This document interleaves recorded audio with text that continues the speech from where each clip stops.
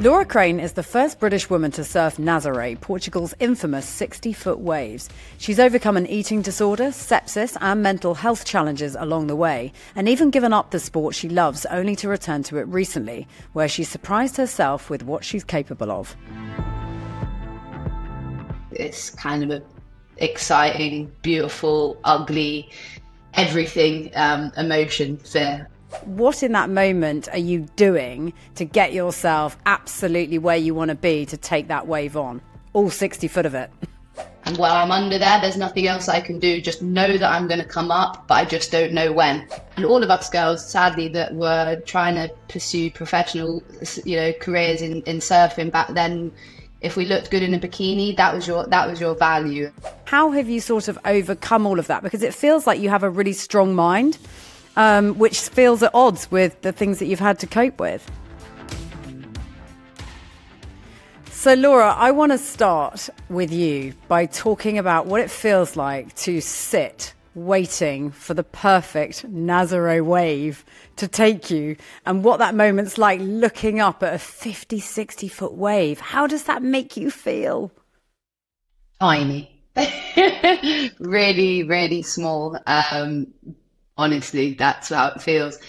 But yeah, a mixture of many different emotions and feelings. You put so much effort and time, and there's so many ups and downs just to even get to the moment where there's a big swell and just to be in the water. So to actually be sat there waiting for one is, it's a mix of emotions from excitement, fear, self-doubt, more excitement, adrenaline, just the want to get the biggest wave of your life. There's almost too many emotions to be able to quieten them, but that's the main thing in that time, really. So you were the first British female surfer to take on this wave. Was that playing on your mind, or is that sort of a sideshow to what was really going on? Now, honestly, when you're out there, you can't think about what it means for anybody else or what it's going to mean for you to surf that wave. It really is about being present in that moment. I think as soon as you start to try and surf these waves for any other benefit than just the feeling, you start to put yourself in a really dangerous position. So, to be honest, I never went out there with the idea of really breaking any new record or anything like that. It was really just a big calling that I felt that I really kind of wanted to explore and I guess just do it on my own terms this time round and not have sponsors and just do it because it felt right for Laura. So all the things that have kind of come off the back of it have been incredible, but I definitely surf just for the feeling of it. Okay, so you're sat in the water and you're waiting for the perfect wave. And how long did that take? How long did it take before it happened, where you knew, okay, this is the one that I'm going to take on? And just describe to me the process that you go through to prepare. I'd like to break it down physically and mentally, but what in that moment are you doing to get yourself absolutely where you want to be to take that wave on? All 60 foot of it. I wish I could say that it was super chill and the day was exactly any athlete would like one of the biggest pivotal moments of their career to go. But it was the polar opposite. Honestly, it was my first season. I had a goal of surfing a 30-foot wave this season. So a 60-foot day came within the first 2 months of the season, and I was actually driving safety on a jet ski of Sebastian, who is the world record holder for the men at the moment, and my mentor is his driver. So for tow surfing, which is the big wave surfing, you have to have a driver who tows you into the wave on a jet ski. So I'm in the water thinking there's probably a pretty high chance that today is Sebastian's day and I'm not going to get a wave. I'm just going to sit here, watch and learn. And if the moment comes, and we'll see how I feel in the moment and if I'm sort of ready for it, because there is a lot of energy. It goes from being kind of 30 foot and everyone's having a little bit of fun to all of a sudden you're looking at, 45, 60 foot set waves, and it is a completely different environment. There's much less chat in the water, a lot less laughing, a lot less fun. It very quickly becomes really serious. So I was kind of just respecting what everyone was doing and watching and yeah, desperate to get one for sure. But I just kind of had to respect the process that this big wave world is very, very, very dangerous. So I sat there patiently waiting, and people kept coming up like, "Oh, have you had one yet?" And I was like, "No, just seeing if I get the opportunity." So with that, Sebastian had 2 waves, and my mentor called me over and he was like, "Get on the rope now." And I was like, "Oh God, really? Are you sure?" And he's like, "Laura, get on the rope. It's now or never." And I was like, "Okay, cool." Because at this point, I'm kind of like the rookie, you know, I'm the white belt. I'm the one that's like just got to take any opportunity because it's not a given. I don't own a jet ski yet. And yeah, that was it. Literally 5 minutes later, he was telling me, "You're about to get the biggest wave of your life." And I'm literally sat in the water holding a rope. You can't see anything because you're at water level. So the first time you actually see this mountain of water isn't until he's started accelerating towards, well, basically the cliff. So yeah, that was it. I held on, gave it a big old pull, and yeah, next thing I was charging it down 60-foot wave.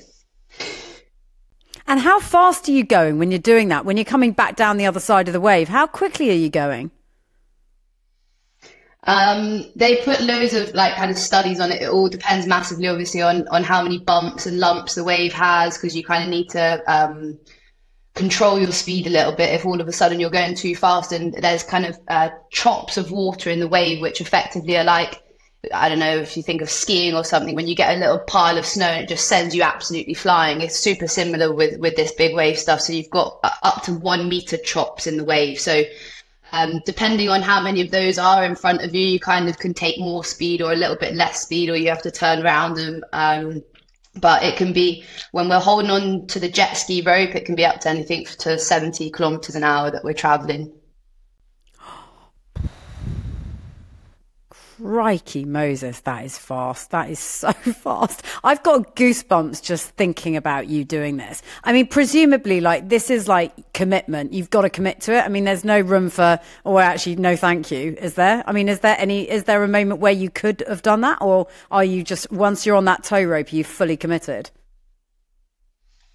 Yeah, no, absolutely. You can decide to not let go of the rope and you carry on, and the jet ski will kind of take you off. But being one of the only women out there, we're kind of one of 4 really, when the biggest set of the day comes through, if you're going to let go of that rope, you better be ready for and a backlash from the lads out the back. So yeah, for me, it was definitely do or die that day. That's interesting. Okay. So actually that sort of, it's not really peer pressure. Well, maybe it is peer pressure, but that's part of it, isn't it? That's part of the sort of driving force to make these things happen. Yeah, definitely. There's, I mean, a huge element of self-doubt that comes into it, and you're battling that the whole session from start to finish, from the moment that you get on the jet ski in the harbour to the moment that you arrive back there. You are battling your mind. And I think, you know, you can do as much physical training as you want, and obviously that will help how much you trust yourself in those moments to know that you've put the work in. But it does really come down to just that callousing of the mind and just knowing that you can do it if you just kind of keep your mind there and believe. But as soon as you go down that spiral of self-doubt, honestly, it's time to get out, because that is not a place that you can be with a lot of self-doubt. And have you had those moments of self-doubt before? Have you experienced those, you know, within that environment previously to sort of know the difference? Definitely. I think less in the big wave world. I think I've always liked a good helping of fear. So big waves have always been something that I'd enjoyed when I was younger, when I was competing more in the kind of competition like side of surfing. But yeah, self-doubt is definitely something I have really struggled with. I think like many other people, and especially many other athletes that I know, it's probably one of our biggest opponents is, you know, to be stronger than those thoughts that tell you that you can't do something that you've trained so hard for. But yeah, I think at this point that I know that that is my kind of biggest hurdle with overcoming anything, whether it's doing my bloody VAT return or whether it's surfing a big wave. I think The thought of it is always worse than the actual reality. And I think about that when I get in the ice bath every morning, and I'm like, I know that just thinking about it is worse than the actual action of doing it. So just kind of, yeah, I think it's the way that you can kind of think about not thinking is something that's really helped me through definitely the last season, and training, and yeah, just making my mind stronger in those weak moments is just trying not to think. So interestingly then, I don't know how you go about preparing for taking on a wave like that, because there's clearly nothing else like it except for smaller waves. So how do you both physically and mentally prepare? Maybe let's take the physical bit first of all. What was it like in the lead up to taking on Nazari, and how did you sort of get your physique where it needed to be so that you knew you were strong enough for the challenge? Yeah, definitely. I think physically, I'm lucky with my build for big wave surfing. It's all pretty much like a strong lower body, which is something I was kind of blessed with. And yeah, I mean, upper body is also equally as important. That's something that I've been able to pretty easily train. Lots of weight training, very little time in the water, honestly, for this stuff. It really is like a lot of time in the gym when it comes to building your strength. And then it was a lot of time also in the water, obviously, kind of learning how to toe surf, because it is really just a totally different sport. Since the age of 12 years old, I've been a professional surfer until the age of kind of 22 when I retired. And I think all of those things, all of those years, yes, they made me feel more comfortable than, somebody who maybe picked it up a year ago. But I do think that, the biggest thing for me was my mind, and just knowing and trusting that I was ready for this. The physical part for me was relatively easy. I absolutely love training. I love to see where I can push my body. I've been through a fair few health battles over the years, and I do believe that that's made me stronger, and really, really, really pushed me to want to see what I can achieve. So the physical side of it for me was actually really fun. I absolutely loved it. I love the training. I love putting the work in. The mental side has been super interesting. I only finished therapy really about a year ago for my eating disorder, and the things that I learned through that, and kind of the tools that I had learned to just be kinder to myself, I think were really, really important in this journey of me kind of now pushing the boundaries. And yes, it's really intense. Yes, it's super hardcore. And there's a lot of egos out there. So to kind of protect your own mind is really, really important. And it's been lots of meditations. I woke up in the morning before that swell and every other swell that I served this winter. And it was, a meditation. It was a breath work. It was yoga. It was my protein shake. It was the same step-by-step morning routine, definitely, because that would then make me feel like, okay, I know this works. I've done it this amount of times. And it's kind of just, I guess, like I put a lucky pair of socks on or something. It's interesting that, isn't it? I mean, any successful athlete you speak to talks about the merits of consistency and routine and habit setting. And it feels like that's what's enabled you to feel safe. Is that accurate? Is that right?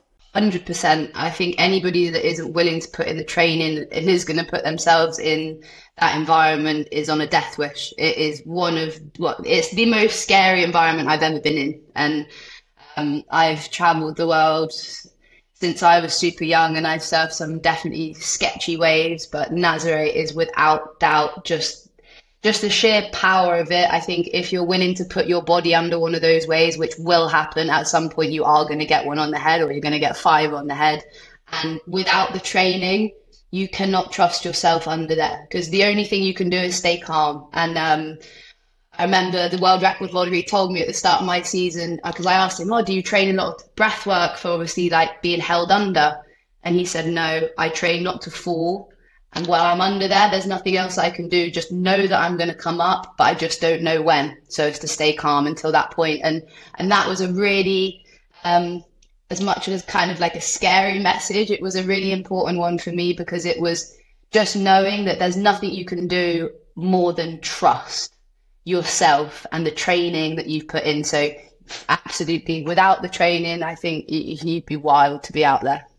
And that happened to you, right? You ended up in a scenario. I read that your jet ski aid had a problem with his jet ski, and it broke down, malfunctioned at some point. So you did end up right underneath the waves for some considerable amount of time.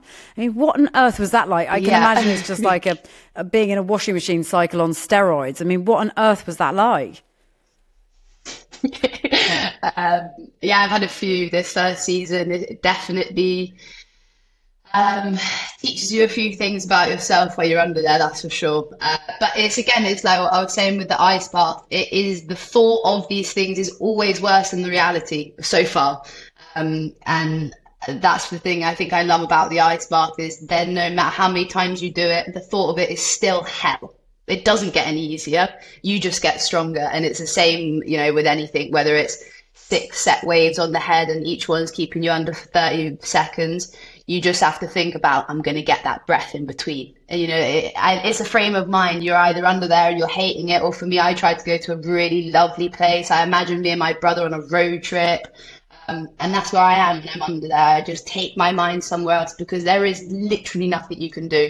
There's no one coming for you. When the jet ski's gone, it's on you just to survive. So, we all go into our own little worlds under there. Laura, what I find really fascinating chatting to you is that your mindset is so strong and so powerful and so sure.